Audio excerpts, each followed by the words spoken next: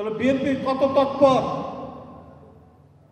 BNP কত সতর্ক যে বিএনপির কোনো নেতা কর্মীর দ্বারা কোনো এই এলাকার কেউ যাতে কোনো ধরনের অশান্তির মধ্যে না থাকে, কেউ যেন নিরাপত্তাহীন না থাকে, সেই ব্যবস্থাটা তারা করবে, সেটা তারা করেছে। সুতরাং এইটা সহ্য করতে পারছে না যে বিএনপি কেন এই পদক্ষেপগুলো নিচ্ছে। এই অন্তর্বর্তী সরকারের মধ্যেও কিছু কিছু উপদেষ্টা আছে, তারা কার পারপাস সার্ভ করছেন আমরা জানি না, তারাও মাঝে মাঝে বিভিন্ন কথা বলার চেষ্টা করছেন।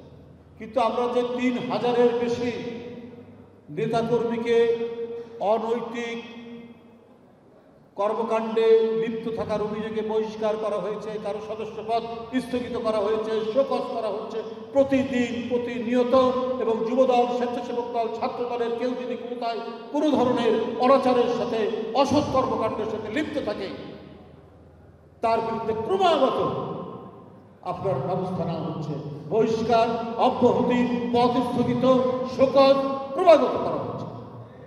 কই আমরা নারায়ণগঞ্জে তকি হত্যাকাণ্ডের সাথে সেখানকার এমপির নাম শুনছিলাম, কই শামীম ওসমানকে তো আপনারা বহিষ্কার করেননি। নাটোরে বারবার রক্তপাত ঘটানো হয়েছে, বিএনপির নেতাকর্মীদেরকে বারবার আক্রমণ করেছে শিমুল বাহিনী, কই শিমুলকে তো বারবার এমপি করেছেন, তার বিরুদ্ধে তো কোনো অ্যাকশন নেননি। আপনার মাদক ব্যবসার সাথে জড়িত কক্সবাজারের এমপি বদি, তার বিরুদ্ধে তো শেখ হাসিনা কোনো ব্যবস্থা নেননি। কয়েকবার এমপির পর শেষ আরেকটি পাতানো নির্বাচনে তাকে নমিনেশন না দিয়ে তার বউকে নমিনেশন দিয়ে আরেকটি প্রহসন করেছেন শেখ হাসিনা। এই দৃষ্টান্ত বিএনপির নেই। অনৈতিকতার সাথে যে জড়িত থাকবে সে বহিষ্কার হবে, তার বিরুদ্ধে দল সাংগঠনিক ব্যবস্থা গ্রহণ করবে। এই কাজটাই আজকে করছে। এই জন্যই বিএনপি বরাবর জনপ্রিয় শহীদ রাষ্ট্রপতি জিয়াউর রহমান, দেশনেত্রী বেগম খালেদা জিয়া এবং দলের ভারপ্রাপ্ত চেয়ারম্যান জনাব তারেক রহমান যেভাবে নেতৃত্ব দিয়েছেন, যেভাবে দলকে সুসংগঠিত করেছেন, এই দল জনসম্পৃক্ত দল, এই দল গণসম্পৃক্ত দল, এই দল জনগণের কল্যাণ, জনগণের ভালোবাসা, এইটা জনগণের ভালোবাসা নিয়েই এই দল গঠিত হয়েছে। সুতরাং জনগণ কোনো কারণে বিএনপির দ্বারা যদি অশান্তিতে ভোগে, এই কাজ বিএনপি কখনো করবে না।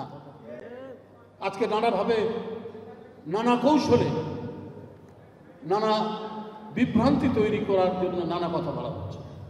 আমরা বলছি যে ভাই, যে কোনো সিদ্ধান্ত, যে কোনো সংস্কার, এটা তো হচ্ছে একটা রাজনৈতিক এজেন্ডা। আমরা পৃথিবীর ইতিহাস দেখলেও আমরা দেখেছি যে পার্লামেন্টের মধ্যেই আপনার ডিবেট, আলোচনা করে করে করে করে করে করে করে করে একটা সংস্কার হতে হতে আইন প্রণয়ন হয়েছে। ইংল্যান্ডের প্রায় আপনার 800-900 বছরের তাদের গণতান্ত্রিক ধারাবাহিকতার ইতিহাস। আজকে যে ওদের গণতন্ত্র, উন্নত গণতন্ত্র, ওটা কি 1215 সালে একই রকম ছিল আজকের মতো? অনেক বিল হয়েছে, অনেক আইন প্রণয়ন করা হয়েছে। আইন প্রণয়নের মধ্যে দিয়ে অনেক সংস্কার হয়ে আজকে বিশ্বের একটি অন্যতম গণতন্ত্রের আঁতুড়ঘর হিসাবে বিবেচিত হচ্ছে আপনার ইংল্যান্ডের পার্লামেন্ট বা ইংল্যান্ডের গণতন্ত্র। তাহলে আজকে কেন বারবার আপনার সংস্কারের কথা আপনারা বলে শুধু বিএনপিকে বলতে চাচ্ছেন বিএনপি নাকি তড়িঘড়ি করে ক্ষমতা যেতে চায়? 8 মাস তো হয়ে গেছে। যদি ডিসেম্বরেই ধরেন আপনাদের কথা অনুযায়ী, আরো প্রায় 6-7 মাস বাকি আছে, 8 মাসের মতো বাকি আছে। তাহলে সংস্কার করতে আর কত সময় লাগতে পারে? যদি কেউ বলছেন সরকারের পক্ষে বা সরকারের অনুরাগী যারা, যদি সংস্কার সম্পাদন না করে নির্বাচন গেলে যারা ক্ষমতায় আসবে তারা সংস্কার করতে পারবে কিনা সন্দেহ।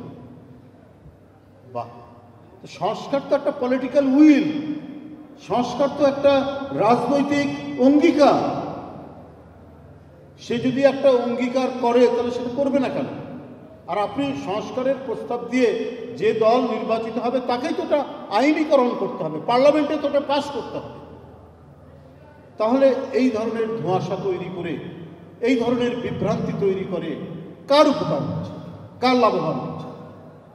আজকে গণতান্ত্রিক সংগ্রামে যারা একসাথে লড়াই করেছে, যে সমস্ত রাজনৈতিক দল এবং সর্বশেষে ছাত্র জনতা, ছাত্ররা, তো আমাদের মধ্যে যদি মিসআন্ডারস্ট্যান্ডিং বাড়ে, ভুল বোঝাবুঝি বাড়ে, তো ফ্যাসিবাদ তো মাথা তোলার চেষ্টা করবে। তো সেটা কি এই দেশ, এই জাতি, এদেশের গণতন্ত্র, এদেশের সার্বভৌমত্ব, এদেশের স্বাধীনতা, তার জন্য কি মঙ্গলজনক হবে? এটা অন্তর্বর্তীকালীন সরকারের কাছে আমার জিজ্ঞাসা। দায়িত্ব আপনাদের। আমরা দেশের জনগণ শেখ হাসিনার পতন দেখতে চেয়েছে এবং ভালো একটি সরকার দেখতে চেয়েছে। আর বলা হচ্ছে অন্তর্বর্তীকালীন সরকার, এই সরকার একটা অবাধ সুষ্ঠু নির্বাচন অনুষ্ঠিত করবে। কারণ এই অবাধ সুষ্ঠু নির্বাচনটা একেবারে জাদুঘরে পাঠিয়ে দিয়েছিল শেখ হাসিনা। তো সুতরাং এই জাদুঘর থেকে আবার জীবন্ত অবাধ সুষ্ঠু নির্বাচনটা করতে হবে। সেই বিশ্বাস তো ডক্টর ইউনূস সাহেবের কাছে জনগণ দিয়েছে, রেখেছে সেই বিশ্বাসটা যে তিনি এই কাজটি করবেন। তিনি একজন গুণী মানুষ, তিনি আন্তর্জাতিক সম্মান বয়ে নিয়ে এসেছেন।